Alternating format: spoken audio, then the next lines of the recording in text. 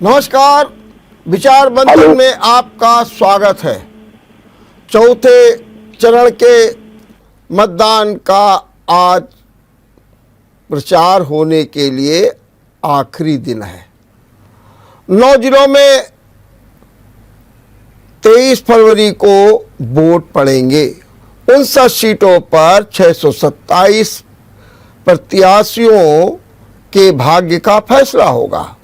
हालांकि तीसरे चरण में अभी भी चर्चाएं शुरू हैं और लगता है कि क्या होगा, क्योंकि लोग इस उधेड़ में हैं कि जो 1.75% मतदान गिरा है, इसका झटका किसको लगेगा। वैसे चौथे चरण में ही तेजी के साथ आतंकवाद की एंट्री हो गई है। साइकिल संग्राम शुरू हो गया। क्या कारण है, लोग पूछ रहे हैं कि साइकिल पर ही बम रख करके विस्फोट क्यों किए जाते हैं। बहुत जबरदस्त घेराबंदी कर दी गई है।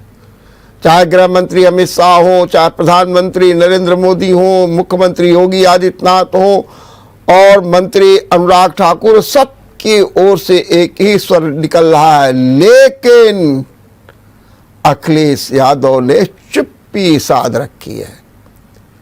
ये एंट्री क्या गुल खिलाएगी, आज इसी पर चर्चा करेंगे।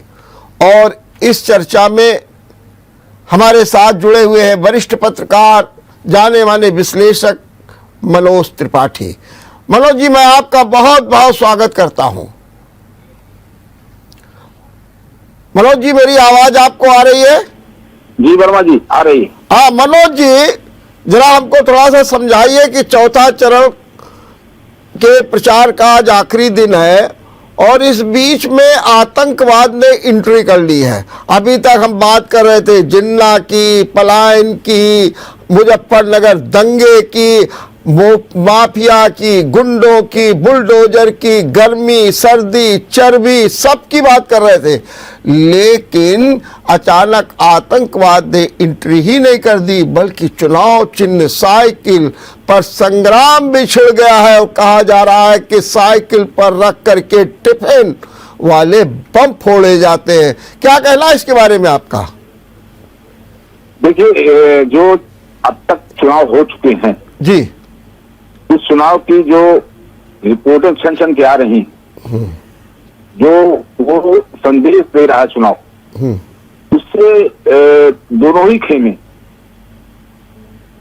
मुद्दे अपने अपने ला रहे हैं। जो हिंदुत्व का मुद्दा है उसके बजाय अब उसी के साथ हिंसा भी जोड़ दी गई, साइकिल भी जोड़ दी गई, उनका चुनाव चिन्ह भी जोड़ दिया गया। उसका कारण यही है कि पूरे प्रदेश में लड़ाई अखिलेश वर्सेस भारतीय जनता पार्टी है। आप देखिए, सीधे सीधे अखिलेश पर ही हमला है, समाजवादी पार्टी पर ही हमला है।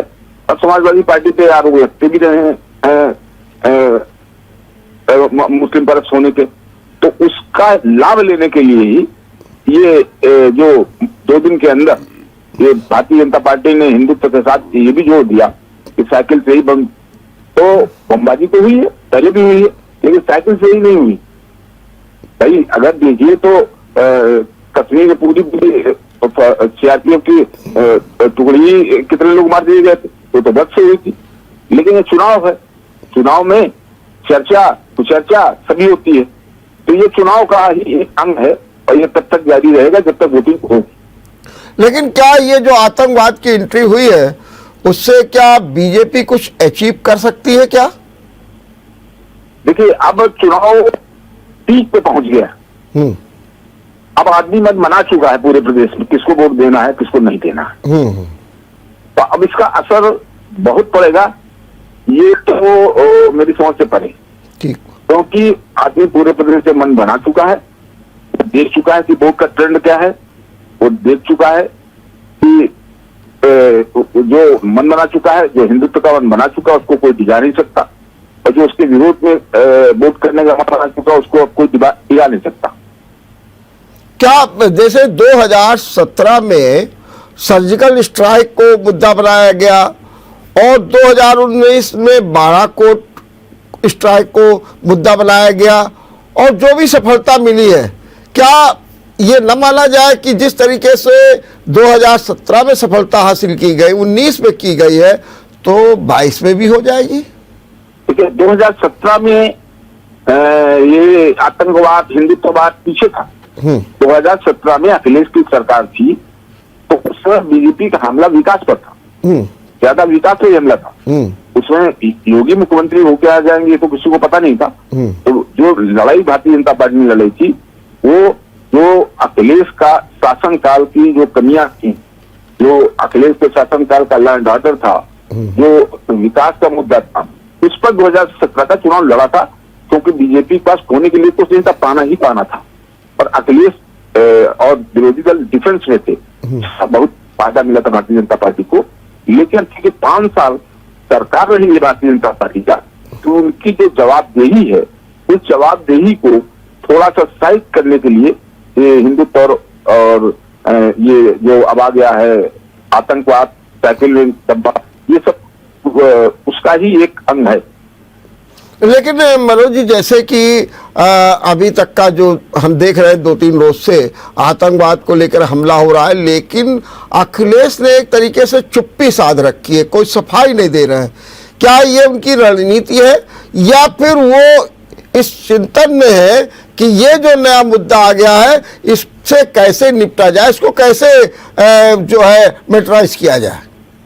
देखिए अवध प्रांत का चुनाव है, ये चैलेंजिंग तो पहले भी था विरोध के लिए जी, क्योंकि अयोध्या से जुड़ा हुआ मुद्दा है। चैलेंजिंग तो बहुत था, लेकिन जब ये जो हुआ पहले जो अपने यहाँ चुनाव हुए, उसके भारतीय जनता पार्टी को लगा कि नहीं, हमें और कड़ाई से तय करना है, तब हम गेन कर पाएंगे, क्योंकि वोट परसेंटेज ही नहीं बढ़ रहा है, और ये भी लग रहा है कि पुरानी सीटें हम नहीं बचा पाएंगे। इसलिए और अखिलेश की भी ये स्ट्रेटेजी हो सकती है कि हम इस मुद्दे पे उलझे ना, जवाबदेही हम अपने ऊपर न लाए। तो वे अपनी सीटें जो उनको दिखाई पड़ रही है, उसी पे वो अपने ही आधार पर चुनाव लड़ रहे हैं, और वो टकराव से बचना चाहते हैं कि अगर इधर टकराव में आ गए तो भी विकास से किनारे हो जाए।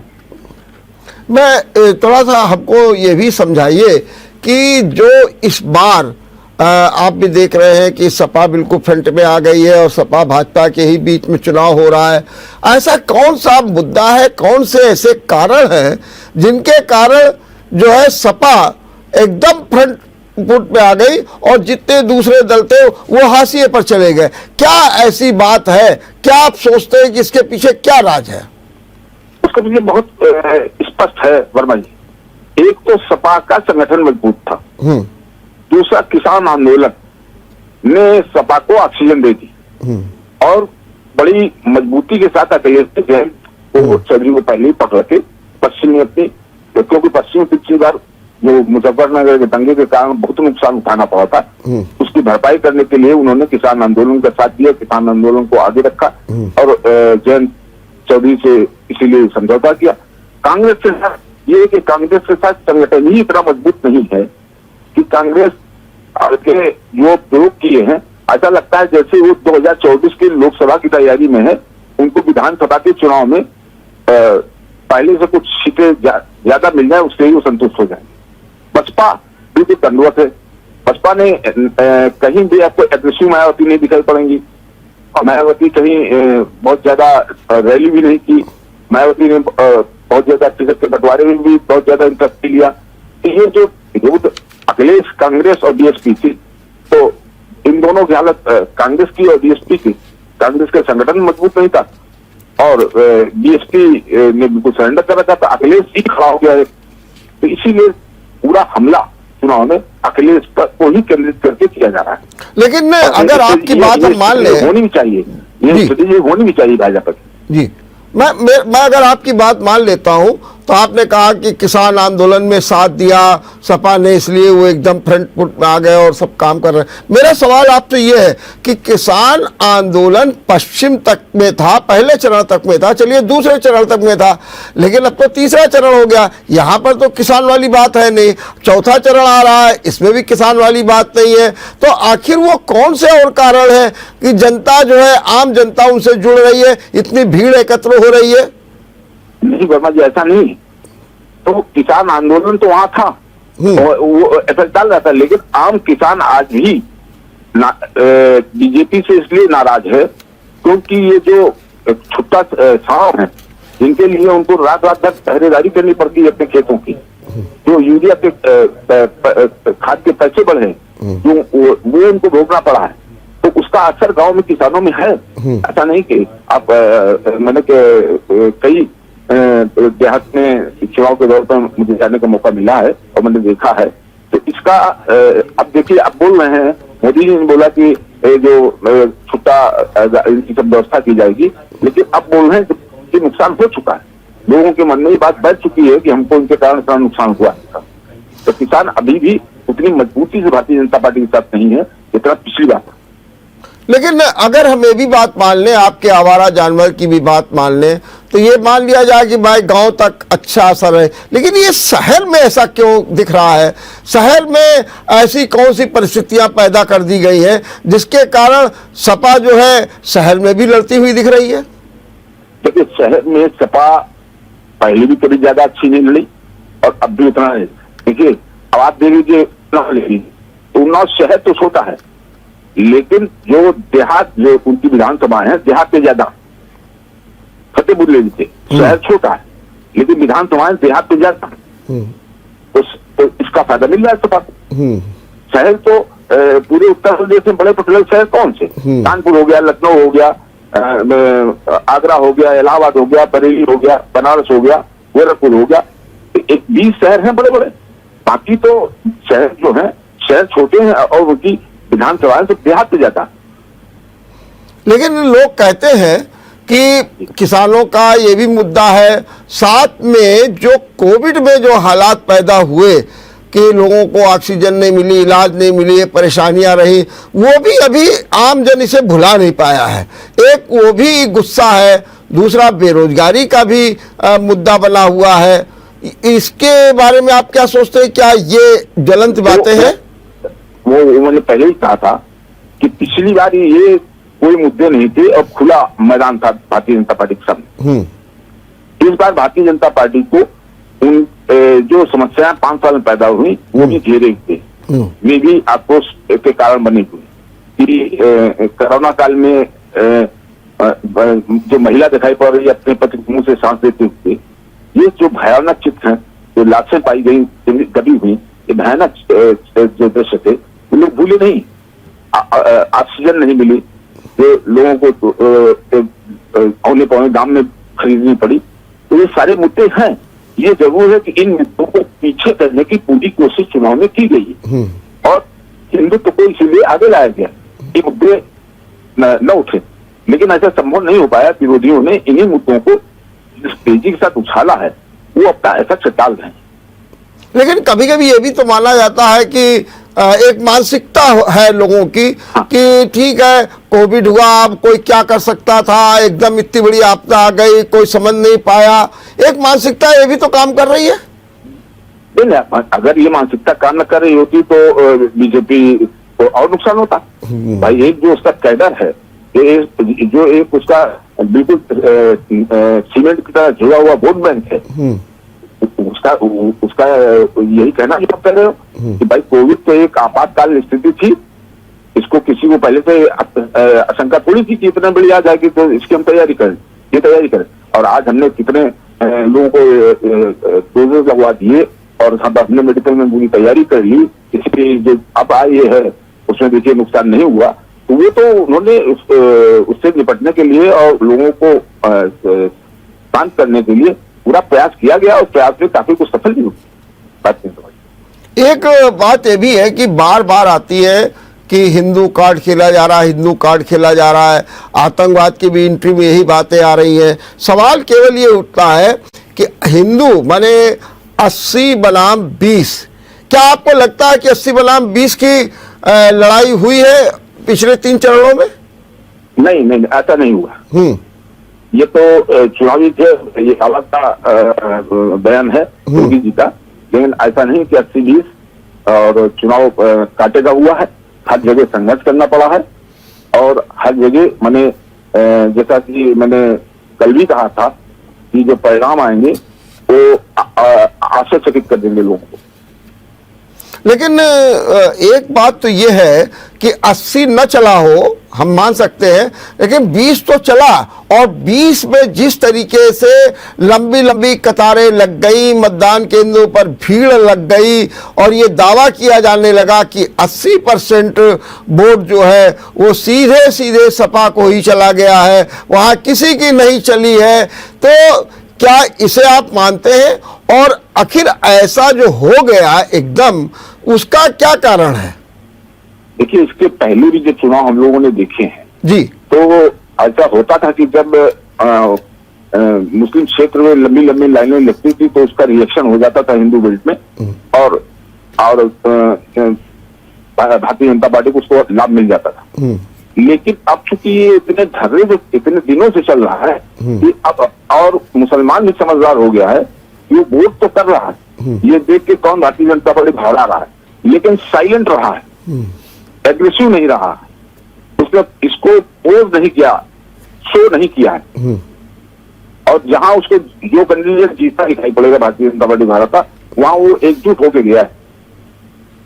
तो ये एकजुटता का कारण क्या था? क्या उनमें ऐसा नया डेवलपमेंट हो गया, जबकि ये कहा जा रहा था पिछले चुनाव में कि 8-10% मुस्लिम वोट भी बीजेपी को मिला है, कहते हैं इस बार नहीं मिल पाएगा, और ये जो है इसलिए 80% वोट वहीं पर जा रहा है। मेरा सवाल सीधा सीधा ये कि आखिर इस बीच में, माने 19 से लेकर के और 22 के बीच में कौन सी ऐसी परिस्थितियां डेवलप कर गई हैं जिनके कारण ये जो है स्थिति हो गई है कि 20 जो है वो अपने 80% वोट को एक ही चुनाव चिन्ह में डाल रहा है?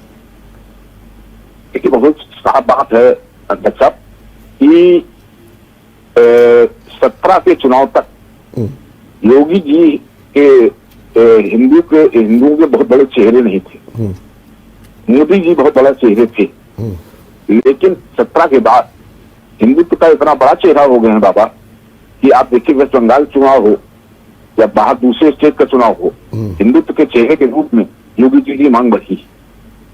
तो उसके कारण अब उसका जो नकारात्मक पहलू था वो सामने दिखाई पड़ रहा है कि हिंदुत्व का चेहरा इतना बड़ा हो गया इतने दिनों में कि बाबा ने के जो बयान थे उनसे जो और वो मुस्लिम एकजुट हो गया।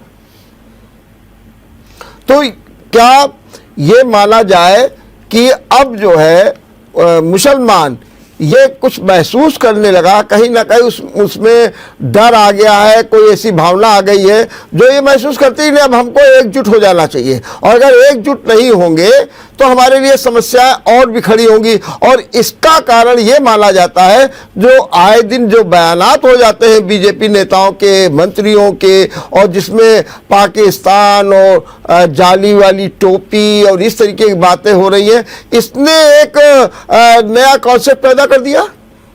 बिल्कुल बिल्कुल, देखिए जितना उन्होंने हिंदुओं को एकजुट करने की कोशिश की है तो हिंदू तो एकजुट नहीं हो पाया, लेकिन मुस्लिम उतना ही एकजुट हो गया।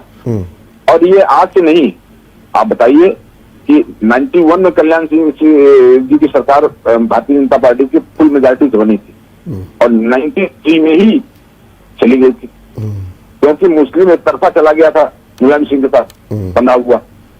तो वो तो उसके बाद बंधा रहा, लेकिन बीच में छिटका, फिर वो ये देखने लगा कहाँ भारतीय जनता पार्टी को हरा करने उसके साथ क्या, वो बसपा के साथ भी जुड़ा, तो कांग्रेस के साथ भी जुड़ा। तो अब जो है इस चुनाव में वो सीधे सीधे उसी के साथ जुड़ा है जो प्रत्याशी भारतीय जनता पार्टी को हराता हुआ दिखाई पड़ा। एक बात हमको जरा और समझाइए कि अभी आपने कहा कि हिंदू एकजुट नहीं हो पाया, ये क्या कारण है कि हिंदू कार्ड खेला गया और हिंदू एकजुट नहीं हो पाया? उसका कारण आप क्या मानते हैं? तो उसका कारण कि जो ये 17 से लेके 5 साल का जो कार्यकाल था बाबा का, योगी जी का, उस कार्यकाल में जो नकारात्मक बातें आई उसको दूर करने के लिए उन्होंने न कोशिश की और न उसके बारे में कहा, न उसको स्वीकारा, बल्कि हिंदुत्व का ही कार्ड आगे कर दिया, जिससे वो चीजें, जैसे आपने खुद बताया कोरोना काल में जो हो गया, जो हुआ, तो ये जो चीजें हुई हैं उसको छाती मैंने उसको एक्सेप्ट कर लेना चाहिए थे कि भाई वो तो हमको पता था क्या कि ये आपातकाल आ जाएगा, ये बीमारी आ जाएगी, इतनी तैयारी करनी पड़ेगी। तो आपने उसको छिपाने के लिए हिंदुत्व का ही कार्ड खोला, तो उसी का खामियाजा भुगतना पड़ा। लेकिन अगर ये बात भी लोग कहते हैं कि हिंदुत्व कभी जो है या हिंदू कभी भी एकजुट हो ही नहीं सकता है, क्योंकि जिस तरीके की भावनाएं पैदा की जा रही है उसका इफेक्ट 7-8% हिंदुओं पर ही पड़ता है। माने और कह रहे हैं अगर जिस दिन ये हिंदू एक हो जाएगा तो सारा हिंदू क्रिमिनल हो जाएगा, तब तो स्थितियां बड़ी विकट हो जाएंगी, विषम हो जाएंगी। इसलिए हिंदू कभी एक हो ही नहीं सकता। देखिए, इसके पहले तो भी हिंदू एक नहीं हुआ, आज भी हिंदू एक नहीं, और आगे भी हिंदू एक नहीं होगा। लेकिन चूंकि जो मातृ संस्था भारतीय जनता पार्टी का, उसका हिंदुत्व का ही एकमात्र वो है, तो उनको वही चलना, उसी से उनको लाभ हुआ है। 200 से सुबह की और अब आज यहाँ तक पहुंचे हैं, तो वो वही कार्ड खेलेंगे, लेकिन वो बहुत कार्ड लंबे समय तक नहीं चल पाए, और वो इस चुनाव में दिखाई पड़ा। और एक बात और भी सामने आ रही है कि निश्चित रूप से हिंदू कार्ड खेला जाए या ध्रुवीकरण की बातें की जाए किसी भी दल की ओर से, चाहे जिन्ना की बात की जाए, लेकिन कुल मिलाकर के अगर देखा जाए तो जातिवादी ही हावी है और जातिवादी ही जो है अपनी असली लड़ाई लड़ रही है। 100%। आप ये देख लीजिए कि पहले जातिवाद का कार्ड खेला मुलायम सिंह ने 93 में, बसपा ने खेला जातिवाद का कार्ड।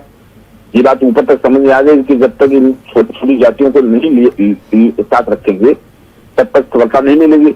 इसीलिए मोदी जी ने पटेलों को, राजभर को, इन सबको, निषादों को, इन सबको अपनी पार्टी में एंट्री दी, छोटी छोटी पार्टियां से थोड़ी थोड़ी सीटें दे दी और मंत्रिमंडल में ले लिया। तो इसी कारण ना वो जानते थे कि ये जो जातिवाद की जो काट है, उसकी काट यही है कि इनको भी थोड़ा थोड़ा देके अपने साथ मिला लो, और मिलाया, उसका उनको लाभ भी मिला भारतीय जनता पार्टी। तो क्या लाल जी पटेल जिंदा रहते कभी भी विधायक नहीं हो पाए, कभी सांसद नहीं हो पाए, आज उनकी बिटिया मंत्री है। तो क्या आपको लगता है कि जो आने वाले चरण हैं उसमें सामाजिक गठजोड़ जो भी नया बना है, जैसे कि आप जिक्र कर रहे हैं कि पहले राजभर, अपना दल, ये सब लोग बीजेपी के साथ थे, आज उसी नरेशन को सपा ने स्वीकार कर लिया है, राजभर को अपनी ओर ले लिया है, महान दल को ले लिया है, जनतांत्रिक पार्टी को अपने साथ में ले लिया है, और अपना दल का जो विरोधी गुट है उसको भी अपने साथ में ले लिया है। मतलब यूँ देखा जाए तो ओबीसी में जो एक इधर चला था कि एक तरफा बीजेपी की ओर जा रहा है, अब उसमें भी सेंधमारी जो है सपा ने या यूँ कहें अखिलेश ने कर दी है। और आने वाले चुनाव में जो ये ओबीसी के नेता हैं, चाहे राजभर हो, चाहे केशव दास हो या अन्य हो, स्वामी प्रसाद मौर्य हो या दारा सिंह हो, सैनी हो, अब क्या इनकी अग्नि परीक्षा होने जा रही है? बिल्कुल बिल्कुल बिल्कुल बिल्कुल। ये जो बात पहले जो मुलायम सिंह ने समझी थी, कुर्मी भी ले लिया था, और यादव था ही उनके साथ, मुस्लिम वोट था, और जो दूसरी अन्य जातियां थी, ये मुलायम सिंह ने सीखा था चौधरी चरण सिंह। जब चौधरी चरण सिंह ने जन कांग्रेस बनाई थी, उसके बाद उन पर यही आरोप लगता था कि अजगर पार्टी चला रहे हैं, आजही, गुर्जर, जाट, ये तब से चल रहा है, और ये अब उसका बड़ा रूप हो गया है। तो जातिवादी पहले भी थी, अब भी है, और अब ज्यादा मजबूत हो गई, अब और मजबूत हो गई है। और ये आने वाले, लेकिन लोग कभी कभी ये भी होता है कि ये नेता कुछ भी करे, लेकिन आम जन का वोट उस ओर नहीं जाता है, और ये बात बीजेपी भी कह रही है। जबकि हमने एक सुना था कि स्वतंत्र देव सिंह कह रहे थे कि राजभर का ही वोट पा लेगी सपा, बाकी किसी भी दूसरे राजभर का वोट नहीं मिलेगा। एक ये भी परसेप्शन बनाया जा रहा है, इसके बारे में आपका क्या कहना? नहीं, ये तो कहना ही पड़ेगा स्वतंत्र देव सिंह के। क्या वो कहते थे कि समाजवादी पार्टी दूसरी जाति होगी? देखिए, अपनी अपनी पॉलिटिक्स है, तो अपने अपने बयान होंगे।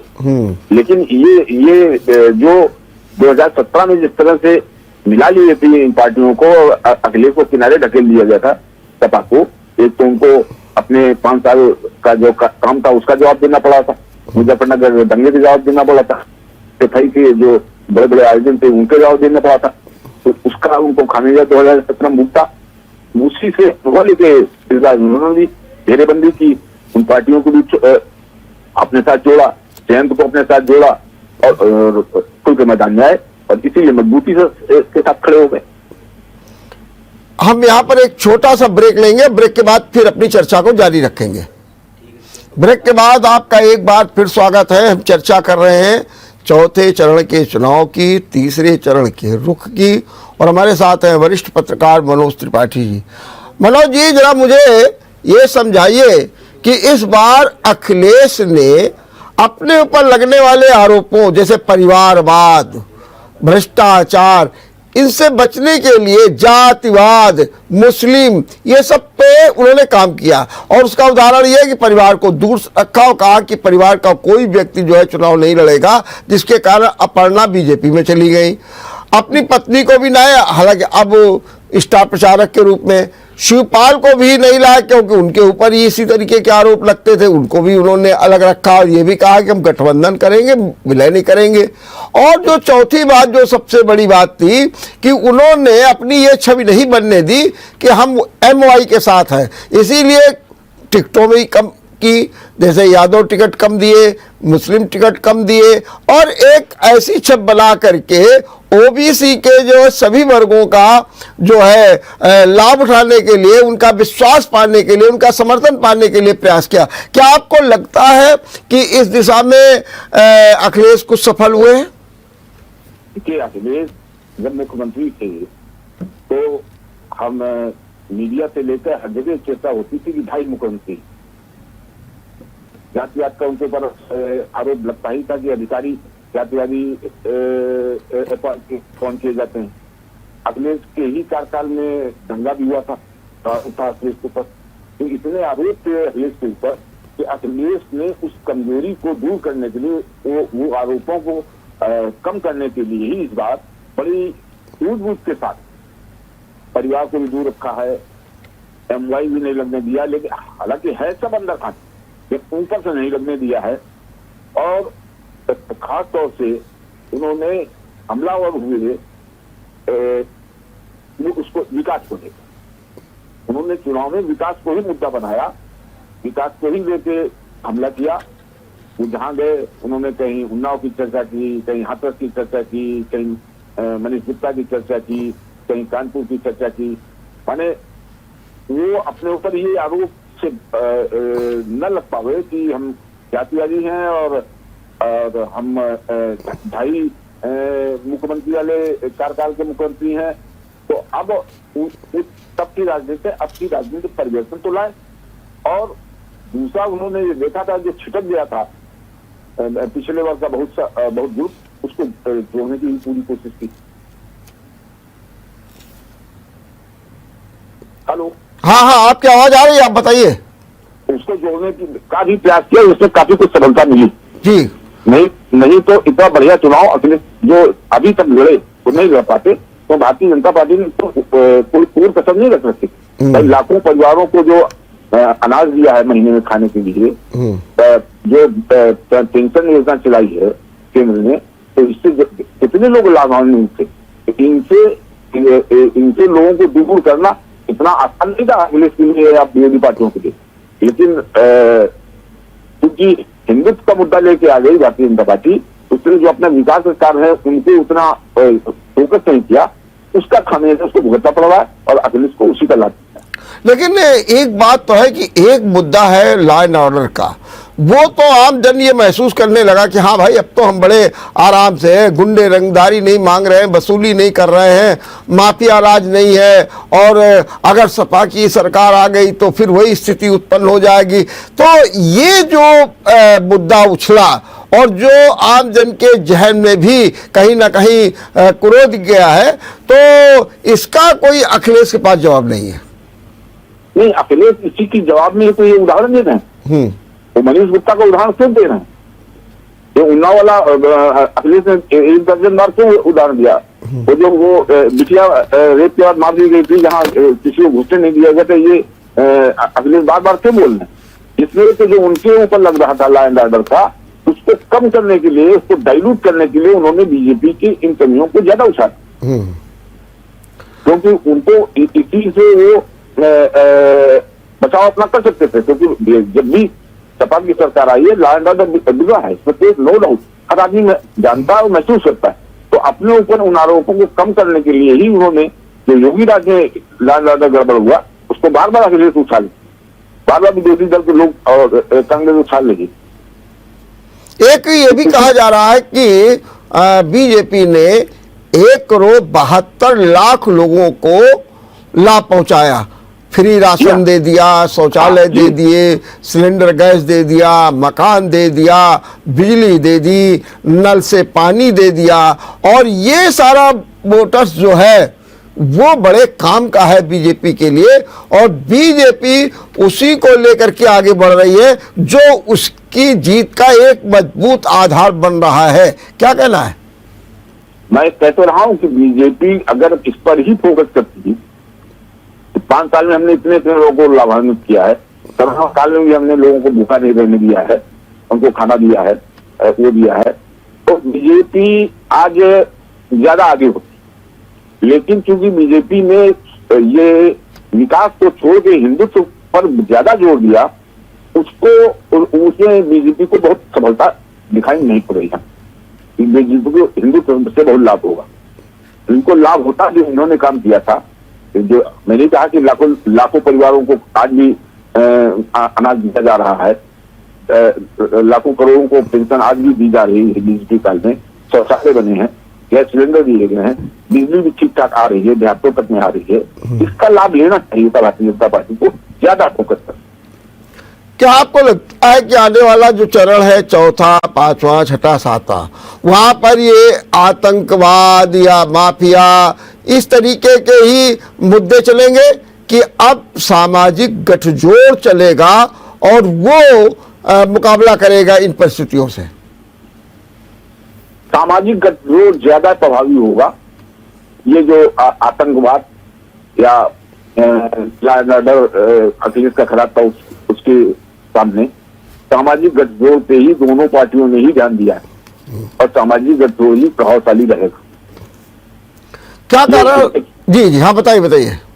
ये पिछले चुनाव में नहीं चल पाया था, क्योंकि पिछले चुनाव में भाजपा के पास अपर हैंड थी, क्योंकि अखिलेश की सरकार की जो कमियां थी उनका लाभ उसके अलावा किसी को मिलना नहीं था। कांग्रेस तो जमीन तब भी बैठी थी, आज कांग्रेस थोड़ी उसकी है उस पिछले चुनाव से इस बार, तो लड़ने वाला एक ही था अखिलेश, और बसपा तब भी उस चुनाव में बहुत अच्छा नहीं मिल पाई। इस चुनाव में तो बसपा बहुत ज्यादा पूरी ताकत लड़ाई नहीं थी, तो अखिलेश से लड़ाई, और लड़ाई सामाजिक समीकरणों से और जातीय समीकरणों से ही आगे की होगी। यहाँ पे चुनाव जातीय समीकरण से ज्यादा होगा।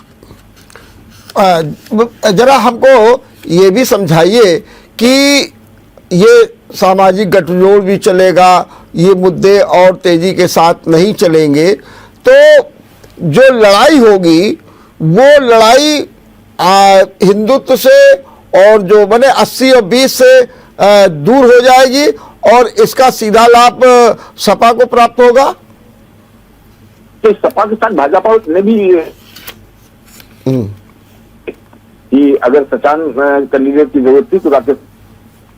एक बात मेरे जहन में बार बार आती है कि ये बीएसपी का क्या रोल होगा, और बीएसपी का जो वोटर होगा वो कहाँ जाएगा, क्योंकि पहले तो बिल्कुल मायावती एक किनारे हो गई थी, चुपचाप हो गई थी, इनका वोटर समझ नहीं पा रहा था। अब चूंकि मैदान में उतरी है तो थोड़ा बहुत बसपा के वोटर्स में जो है जागृति आई है, और इनकी भी भागीदारी 22-23% है। ये किस ओर मुड़ रहा है बसपा का वोट? बसपा के वोट का थोड़ा भाग तो जा रहा है भाजपा को, देहातों में भाजपा को उसका लाभ मिल रहा है जी, और बाकी बसपा में मायावती जी की जो अपनी जात का वोट उनसे अभी भी इंटैक्ट है, तो जहां बसपा कैंडिडेट है उसको मिलेगा ही मिलेगा, चाहे वो 10,000 मिले, 15,000 मिले, 20,000, लेकिन इतने वोट से जीत हाथ करवा देगा बसपा। भाजपा के लिए लाभदायी रहेगी। लेकिन क्या सपा को इसमें कोई भी हिस्सेदारी नहीं मिलेगी? सपा को मिलेगी, हाँ सपा को मिलेगी। मैं एक गांव गया था जी, वहां मुझे पता चला कि जो जाटव वोट है वो तो नहीं जाएगा, सपा के साथ ही रहेगा। उसके अलावा जो दूसरा वोट है वो दूसरी पार्टियों में जा रहा है। ठीक बा। अच्छा ये बताइए, जो तीसरा चरण अभी कल बीत चुका है और आपके अपने भी बहुत चर्चाएं लोगों से की है, निश्चित रूप से क्या लग रहा है ये तीसरे चरण का जो रुख है, जो 49 सीटें बीजेपी के पास थी 59 में, अब इस बार आपको कैसी लड़ाई दिख रही है और ये तीसरा चरण किस ओर जा रहा है? ये तीसरे चरण में बीजेपी को सबसे ज्यादा सीटें तो मिलेगी, लेकिन 49 सीटें नहीं मिलेंगी, काफी कुछ घटेंगी। और जो घटेंगी उसमें जितनी घटेंगी उसका बहुत बड़ा भाग मिलेगा अखिलेश को। और 1, 2, 3 सीटें 4 सीटें अगर कांग्रेस उन्होंने हो जी, हाँ बताइए। मैं एक मैंने आपके हिसाब से कुछ सीटें कांग्रेस को मिलेंगी और सपा और 49 से सीटें घटेंगी, बीजेपी के घटेंगी। पहले कदम बढ़ाया था और बात को पीछे खींच दिया कि जो सिटिंग विधायक होता है उससे जो लोगों को आक्रोश होता है, हाँ उसका नुकसान पार्टी को होता है। तो सिटिंग विधायकों का जब बात को उन्होंने स्वामी प्रसाद मौर्य और कुछ विधायकों के पार्टी छोड़ने से जो बैक फुट पे आ गए और सिटिंग विधायकों को भी टिकट दे दिया, तो उसका नुकसान बीजेपी को होगा। अरे ये जो अभी मतदान का कल जो प्रतिशत आया है वो पिछले चुनाव के मुकाबले में 1.7% कम है।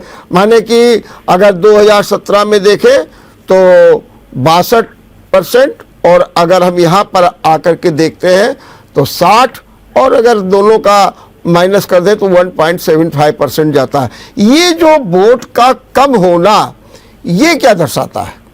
ये दर्शाता है कि जो हिंदू कार्ड खेला जा रहा है वो प्रभावशाली नहीं।